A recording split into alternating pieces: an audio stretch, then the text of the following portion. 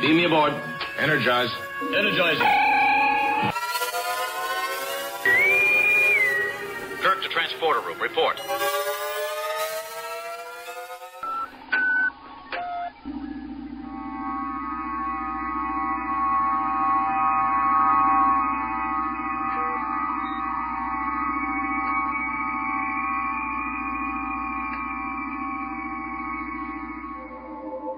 Listening to Transporter Room 3 with your hosts Phil Perello and Scott Calora. Hi everybody! That was Dr. Nick.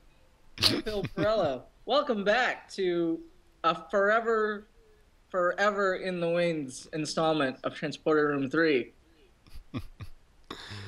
How guilty do you feel? I feel very much guilty. Very much. I feel very much very proud to be your son. Just take the sweater off from your shoulders, please. Can we have that awkward hug? Like in that moment, I don't think that's the first person Kirk has hugged in 30 years. Well, without moving down for the ass grab. Right. Anyway. It's like he hasn't hugged someone since Edith Keeler. You mean since Edith Keeler's corpse? Right. No, I think the last person he quote unquote hugged was keeping Bones away from the street, so that Keeler could get roadkill. You're right. That's and right. You could see Kirk trying to wait. Is this where I put my arms? How does this? Damn it! I can remember prefix codes, but I can't hug my son. Oh man.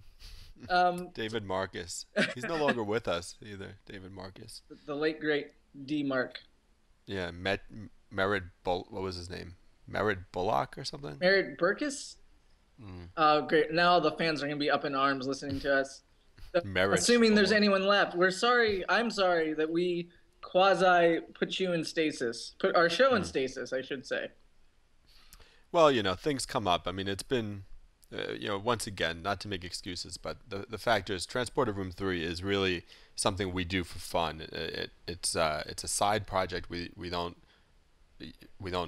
It's not part of our jobs. We don't make money off of it or anything. We just do it for fun. We do it for you guys because we love getting the reaction from you guys that we do. But sometimes stuff comes up, and it's been a really busy month. I was at New York Comic-Con most recently. My dog was very sick, although she's doing better now. Phil has been busy writing. There's been a lot going on, so we apologize that it's been a few weeks, but we are back now, better than ever. In glorious 3D. And by the way, Phil, you know what? I just remembered. I think it's our 1-year anniversary. Shut the front door. Around this time, I think it was around the month of October 2011 that we started Transporter Room 3. So I don't know what that is. Is that the silver anniversary or mahogany? I don't know. Mahogany, yes. we get a very nice ottoman leg. No, it's the same. Whatever the wood on the Enterprise D bridge is made out of. The Worf's station. We get a shard of the tactical console. And Scott, it's going on the mantle. Which ironically is built out of a less fine wood than the shard. All right, so in the month that we've been on hiatus, we missed the milestone of Next Gen's 25th anniversary. We also marked another milestone, the 11th anniversary of Enterprise, which would later be retitled Star Trek Enterprise. Yeah. 2001, September 26th, I believe, or September 24th of 2001. A day that will live in infamy. A day that will live in infamy. September 26th, 2001.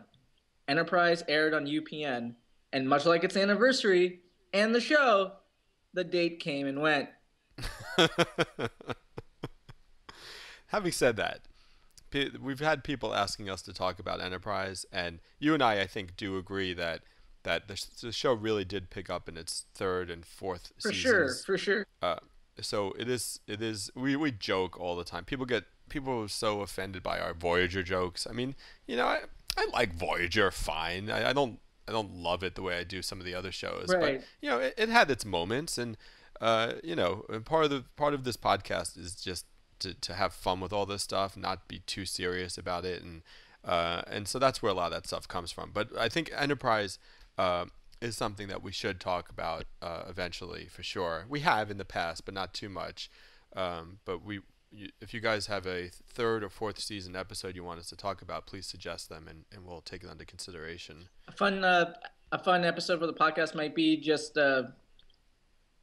Enterprise episodes that weren't as bad as you might think, or Enterprise's best episodes. Yeah. Because there's got to be what, like 2 or 3? I'm just joking. Sorry. Actually, there's a great run of episodes in seasons 3 and 4.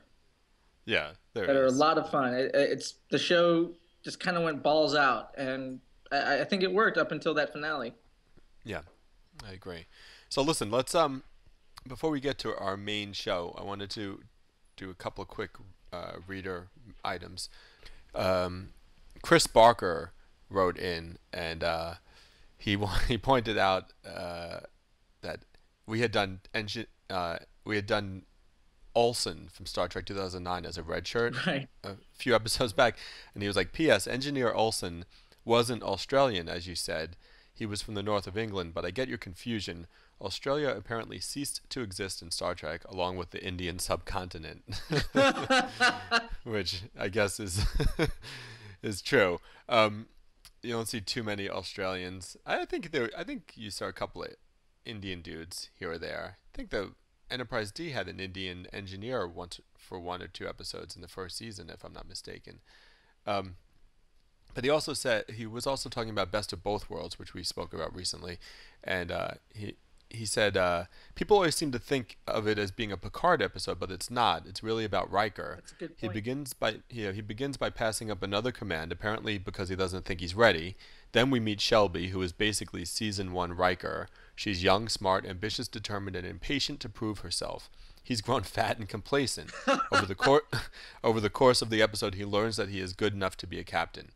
And this is all true, and we're gonna follow up on this thought in a little while. What's that? In a funny way today. In a funny way, yeah. It's a good point, Chris, but thanks for writing. Yeah, thank you very much. Scott, I also found the red shirt email. Oh, okay. From Aaron Page. Okay. Recently, and by recently we mean our last podcast, we talked about our which actually wasn't recently at all. Depends on where you're at in time and space. Okay. Someone, a loyal reader, Aaron Page, compiled a list of red shirts that we've discussed to help us keep track. And now it's our duty to add from here on out to that list. Shit. Yeah, we have to do it because we can't make this guy do it. This guy, Aaron, I don't know how you did it, sir, but you did it. And Godspeed. And I think we are going to have you come on a future episode to do the red shirt. Yeah, definitely. I mean, that's the least we can do. I mean, I can only send you so many internet high fives. Yeah, for sure. Thanks for doing that. So, and some other guys had, we had asked for some help last time around, and some other people started to offer their help. They were gonna do it, but he was the first. He did it the fastest. And he got it to us. I think it was like the moment we stopped recording the podcast. We hadn't even posted it yet, and somehow he had already sent us the email. Yeah. Yeah. So he stayed at his post when the trainees ran. Let's hope that's as far as the Peter Preston comparisons go for him. Yeah, because I don't want him carried up on an elevator when he should have been taken right to sickbay.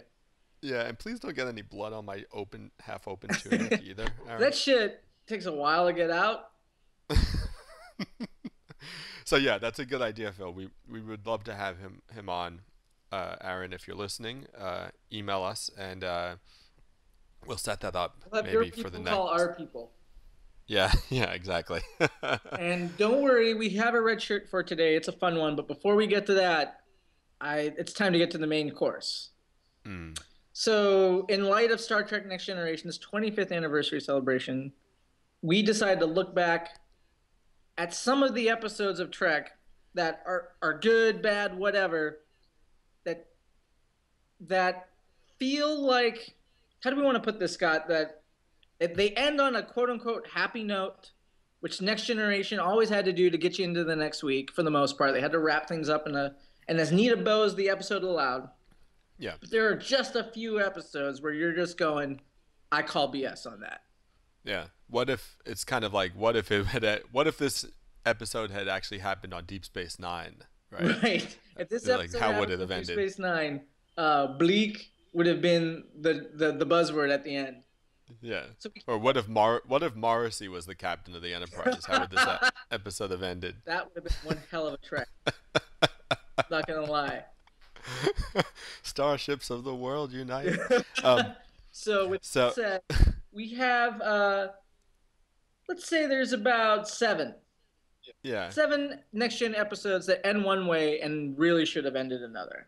Yeah, and there are many more out there, but these are the kind of the ones we wanted to touch Just on. for talking points. And before we start, let's just say too, I know everyone's expecting us to talk Wrath of Khan this week, which we had promised to do for the 30th anniversary, which has since passed us by, and we are going to do that next time.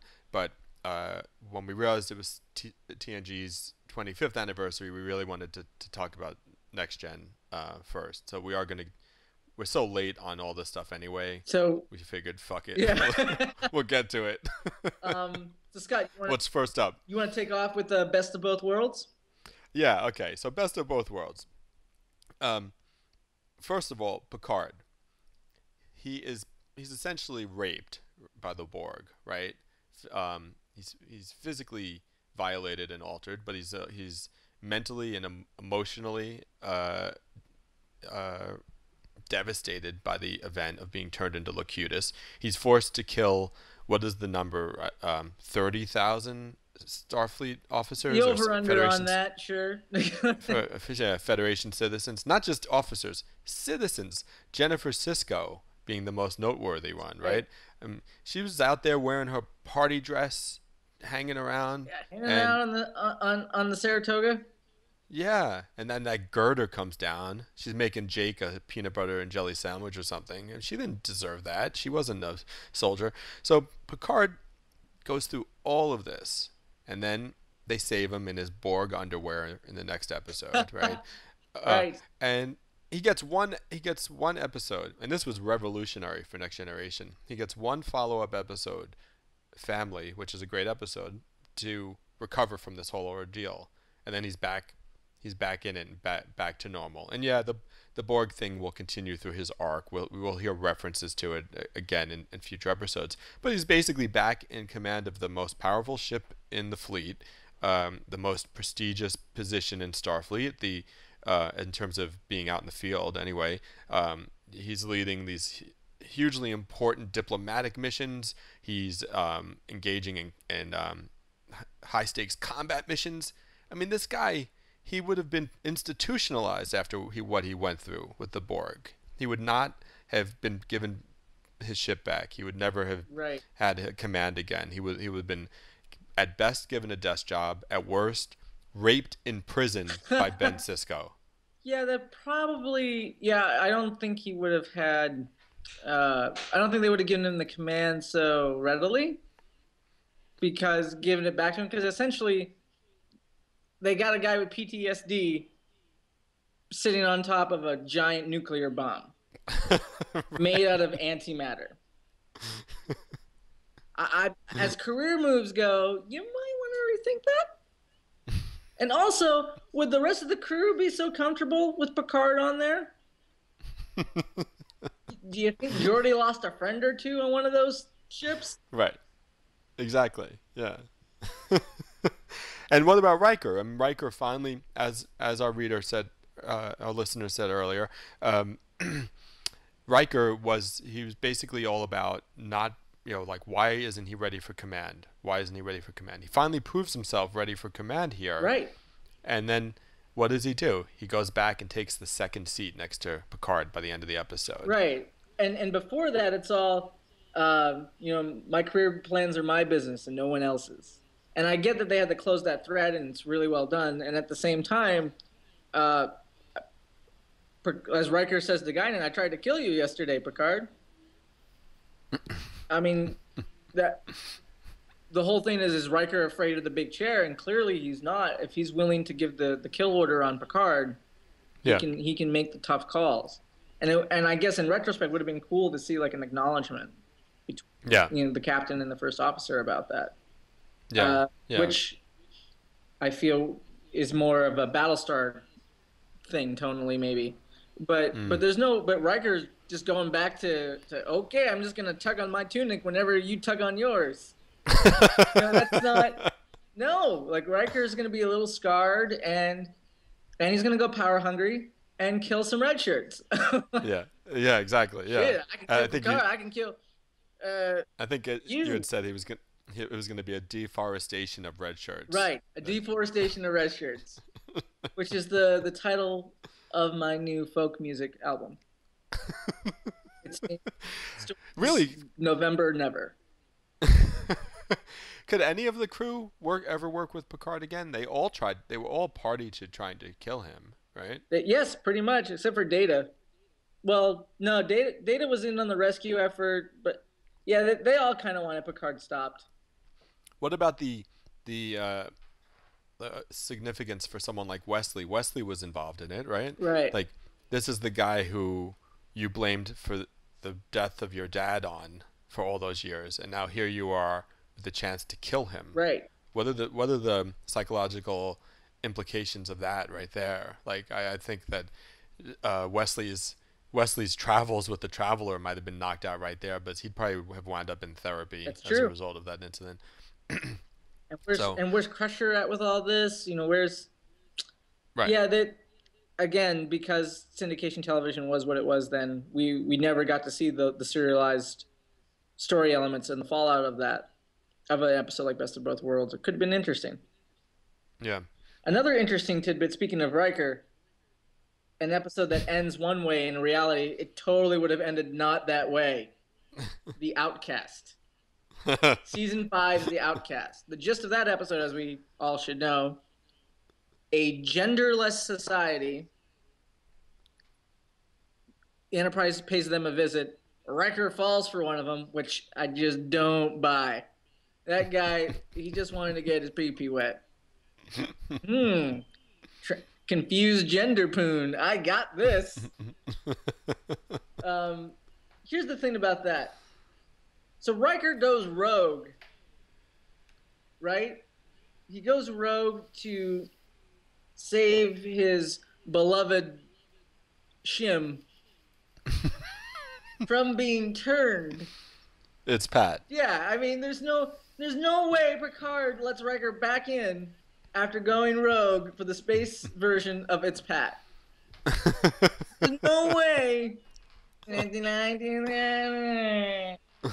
no way. Firstly, because Picard, he may not get some, but the some he has gotten, he knows that the shit Riker put his life on the line for. You're gonna look back on this and regret it. You're gonna want to get mind wiped here. You gotta put you in that dagger of the mind machine. Well, he might not even be able to look Riker in the eyes after that incident. Yeah, and if Riker ever objects to anything, all you do is you crack out the captain's log on that particular start. Or you play him video footage of the shuttle leaving with such urgency for that woman. You just rip it in. It actually reminds me of what we talked about recently regarding Equinox, the Voyager episode, how sort of a version of that where Janeway throws Chakotay and she basically relieves him of his command, and right. And then by the end of the episode, everything just goes back to normal, and it's the same kind of thing. It's like, really, that with the ramifications here, you could fill up a season's worth of episodes. That's right. With the ramifications. But again, we understand that this is how the show operated. We're just these are things that have given us pause. What about Starship Mine? I love Starship Mine. Die Hard on the Enterprise. Die Hard on the Enterprise is great. There are two things that stick out, having recently just rewatched it, about that episode. One, the Enterprise is littered with bodies. I don't know if the baryon sweep contorts them, warps them, disintegrates them, or what, but there's a couple of bodies all over the ship. Really?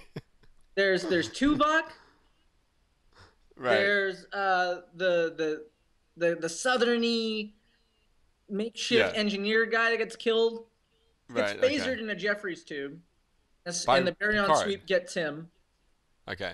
And so Picard, like, I'm sorry, Picard presumably is just like stunning these guys, or like, not. He's not killing them outright. No, I mean he shoots arrows into their thighs and knocks them out. Okay, but the baryon sleep. I mean, he's leaving them for the deadly baryon sweep to get them. And so I think the baryon sweep either disintegrates them or it just distorts them. I'm blanking on it whether or not we see what happens. I think it's lethal. It is, for yeah, sure. yeah, it is lethal. I don't know if you actually see it though. I don't think you actually get to see what happens. You just know that it'll kill you, basically. Well, so the episode ends. Picard's just kind of littered the ship with bodies, and all they care about finding is his goddamn saddle. How about all the bloodstains? Right, exactly. Left by Jean-Luc McClane. How do you say yippee-ki-yay motherfucker in French? I think there's a Farajaka in there somewhere. I have to Google translate that one. Well, also, what if these guys they were citizens of the Federation, right? The terrorist pirate things, Kelsey's people. I don't think so. No. I don't think they were. I think they were just in it for profit. Okay. All right. Side part number 2, Scott. Calvin Hutchinson. Remember Base Commander Calvin Hutchinson? Yeah. Cocktail party, small talk gladiator that he was? Yep. Bitch. No. He gets fouled up in a harsh, fatal way. And they don't talk about him. They don't acknowledge it. All anyone cares about is ding, ding, ding, Picard saddle. A saddle is more important than you. He may have been a windbag, but he was a human being. Haven't you got any goddamn feelings about that? Well, I think the other thing about that episode is probably what would have happened is the pirates or whatever they were would have been successful in their mission, actually, and Picard would have never made it off. He would have been baryon sweeped, probably. Yeah, he would have, that last inch of 10-4 that he crawls to would have been the last inch of anything he ever saw. He would have been done. And speaking of Picard, apparently a lot of these episodes that should have ended one way in reality are Picard-centric liaisons. Oh yeah. That was Star Trek's half-assed attempt at a misery type scenario with Picard. Yeah. These aliens come on board the Enterprise looking to experience love, pleasure, and aggression. Because these are feelings, emotional states that are foreign to their culture. So they split off. Picard gets the one ambassador who dupes him into this duck-blind misery type scenario on a terrible planet below. Troi gets saddled with what sounds like the voice of Donatello from Teenage Mutant Ninja Turtles. Introduce him to pleasure. And Worf gets stuck with an ass bag with a huge cod piece. Shouldn't the one with the cod piece have been with Deanna? Well, you'd think.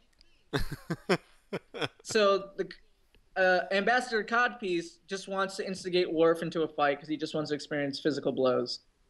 Just wants to experience that type of aggression, altercation. And Deanna's ambassador is the nicest one of the bunch. He wants to experience pleasure, and she does that by introducing him to chocolate. And he likes chocolate even more than her. It gives her a run for her money. We all know how that ends, right? The alien doesn't stop his search for pleasure with a bonbon. He's piping up the Marvin Gaye. Yeah. He's putting on his sweet rippled V-neck shirt, Picard style, and seducing Troi in quarters. Well, he was paired with the goddess of empathy, right? Exactly. So. And she was rocking her dress, her uniform blues. I think probably what happens is 9 months after the episode, Troi has to go on extended leave, right? Because, or like maybe like 5.5 months after the episode, she suddenly goes on extended leave, but no one knows quite why. But Right. she little what were those aliens called? They're little half Beta Z, half human, and half whatever. All cop. So what about the inner light? With Picard and his flute, right? Where Picard and his flute. He lives from the author of Tuesdays with Maury. Right. Yeah. He lives like. Go ahead. He lives like 80 years or something, right? Like 70, 75, something like that. Yeah. Okay, so again, when he gets back, he kind of he takes like 15 minutes in his quarters to recover from this having lived an entire lifetime. And then he's just he's back into the swing of it next episode. Like, how would he even remember how to operate the communicator, or how to fly the ship, or how to use the transporter, or order a cup of Earl Grey, or even the laws and tenets of the Federation, right, or rules of command, or any of this stuff. Like he's been gone twice as long as he's been alive. It's only been 20 minutes for him, right? 20, 25 minutes? Yeah, exactly. Yeah. So, again, I don't see him just sliding right back into command. I see this being another, we got to ship him. We have to, this time they'd be a little more gentle about it because he didn't kill 30,000 people. Right. But, we got to kind of gently ship Picard back. We're sending you back to Earth just for some tests. You'll be back. Well, we'll have you right back in the center seat soon enough. And then when he gets there, a few tests become a few more tests, and next thing he knows, he's basically someone's research paper. Right. He's living the episode frame of mind. Right. in real life. Moreover, maybe Picard, when he sees what that alternate life was like, it was a life that he didn't have. Again, maybe Picard comes back and he's forever altered by that experience. He doesn't want to be in command anymore. There's more to life than in a chair giving orders. What if? Yeah, you're right. What if he takes on the all good things future a little sooner? Yeah, steps down. What do I know? Another episode with Picard, Attached, which is not that bad. It's the one where they got these little chips on the back of their necks that allow Crusher and Picard to sense each other's feelings and know each other's thoughts. I hate that episode, man. You hate that episode? You know what? I guess I need to rewatch. I haven't seen it lately. It's not that bad. Okay. But it ends with Picard. He's in get it on mode. He's ready to make moves on Crusher, and she puts him down. You have to be afraid to explore these feelings. That's bullshit. That entire last scene, she is leading him on like a 40s rom-com. It's Hepburn and Cary Grant a little bit. Sparks are flying. She's leading him on. She gave him blue balls. It does not end with her saying, "Hey, let's put the brakes on this, pal." But they had to, because once you do that, that story is no longer contained. Yeah. You have to explore it. And there's not enough story at that point in the season to really give it its due. Well, the thing is, and it's like, that's like a 6th or 7th season episode, right? Yeah. Yeah, so everything, the Picard Crusher story had always kind of been leading to something like that, right? Right. And they even touch on it in All Good Things, where it turns out they got married eventually in that future, right? I divorced too. She started to look like that. But it's kind of like, it's, I think it just emotionally it rings false. Yeah. And physically, bitch, you're a doctor. You know you don't do that to a man. Last but not least, interface. Remember interface? Which one's interface? Because we were texting about this the other day. I'm still confused. Is when Geordi puts on Lore's Borg descent suit with some extra fucking wires on it and jacks into a probe. LeVar Burton finally gets his chance to act without the visor on for a few days. Yeah. And he's interfacing through a probe. It's a really cool concept. And at some point in the episode, the Hera, a ship commanded by Geordi's mom, goes missing. And the probe is able to get into tough spots that a normal crewman couldn't to try to solve the mystery of what happened to the Hera. Yeah. And in the course of doing so, first, there's this awesome scene, all in one take, which I can't recall Star Trek ever doing, where the probe is making its way down the hull of this one scarred ship. Geordi has the probe, and he's firing phasers out of the palm of his hand. It's kind of cool. So then he's on the Hera, and he sees a vision of his mother, who's begging him to get lowered to the surface. And he thinks, oh, is the Hera trapped on the surface of this planet? No, and it's not his mom. It's an alien that read his thoughts and tricked him into thinking she was his mom so that he could help bring these aliens back to wherever. That fucking bitch. She almost tries to kill him because their thought process is too powerful for the human brain to understand, which is why this entire crew is dead. That the probe is on the ship that the probe is on board. The entire crew is dead because the aliens tried to reach out to them in a way that fried their brain. It only took them 9 fucking attempts to realize you might want to try texting instead of mind altering, but whatever. It's all like, and this is all playing out like from his perspective in the probe interface chamber, which is Data's lab basically. And so you only hear his side of the story, and then later he catches everyone up on it.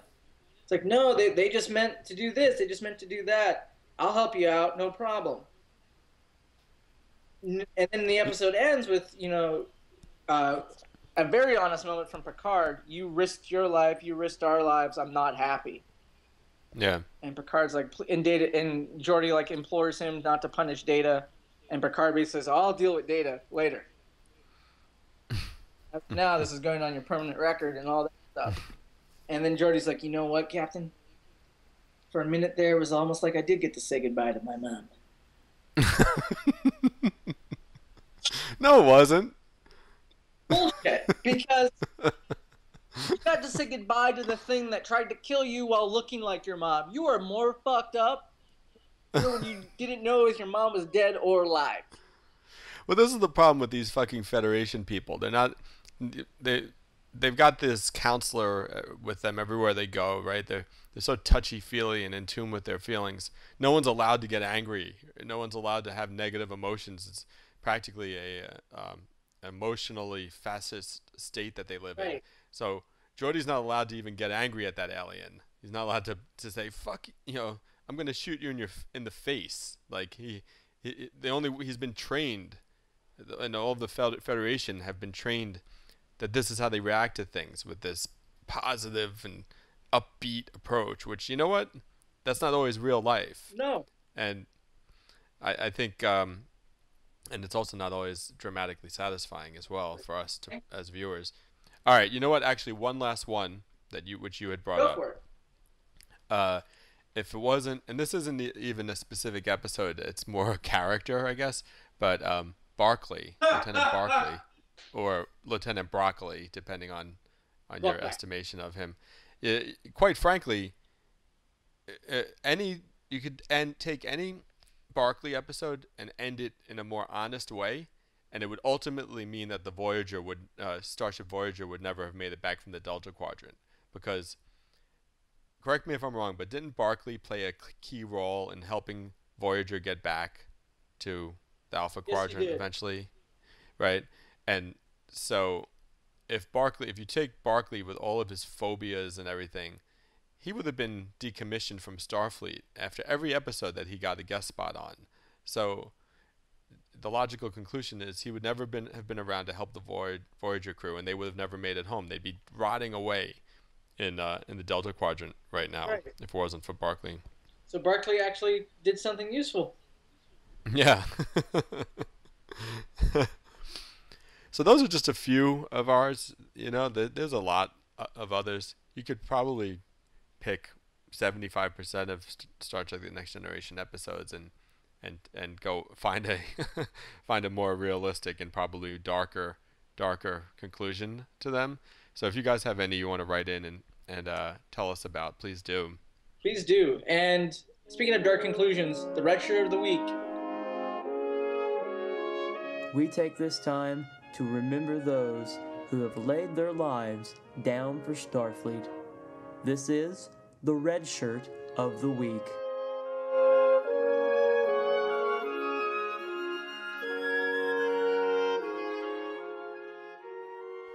We briefly touched on him earlier, Commander Hutchinson. A true red tunic. Yes, he spoke more than the average red shirt, but that was just filler for the death that was going to come. He existed for one reason, to be cannon fodder. And to talk the shit out of Data. And to those who think he's not technically a red shirt, rewatch his death again. Watch it like you would the Zapruder film. Over and over. He takes a blast nearly point blank to the chest, flies back, and the next time we see him, he's covered in a sheet, and Riker practically steps over the body to conference in the most audible whispers ever with everyone about how they're going to get out of this problem. Commander Hutchinson, all he did, he was in the ass end of space. He's in charge of an intergalactic vacuum for warp engines, basically. He's in charge of an intergalactic decon chamber for starships. It's a car wash. It's a car wash. Basically. That's great. Yes, he's in charge of Walt's car wash from Breaking Bad. Only he's not laundering money, and there's no awesome music to support him. It's just him, some weird fucking food, and the occasional chit-chat with people he doesn't see. And all they do is roll their eyes at him being an annoying little chatter. I haven't seen the episode in a while, and I know this isn't right, but you know who I'm picturing right now? Is Freddie Rumsen from Mad Men. It's a slighter, more aristocratic version of that. Okay. But he doesn't piss his own pants though, does he? No, he doesn't. But I who knows? Maybe that's why they covered him with a sheet. Because at the point of impact, that bladder.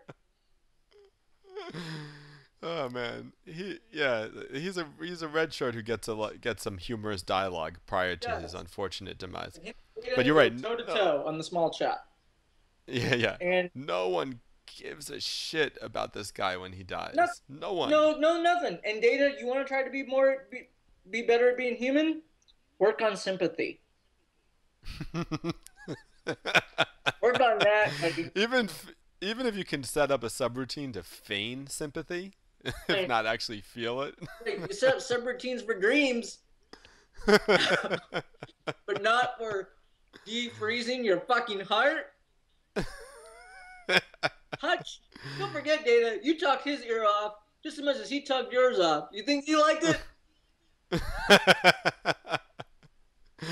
I think, and the sadness of it all too is like Picard didn't even have to write a letter to his family back home because he wasn't actually under Picard's command. He's out there all by himself. Yeah, who's reporting Hutchinson's death to his loved ones? No one. You want to know why? Because they're afraid they might be windbags too. Shit. Can we make sure that we get their voicemail when we call? So I don't want to actually have to talk to these people. All right, on that note, we better wrap it up here. But what do you say, Phil? Next week, will we maybe actually do Wrath of Khan next time around? Please, God, yes. Okay. Ladies and gentlemen, thank you for listening. We'll see you on Gravette Island.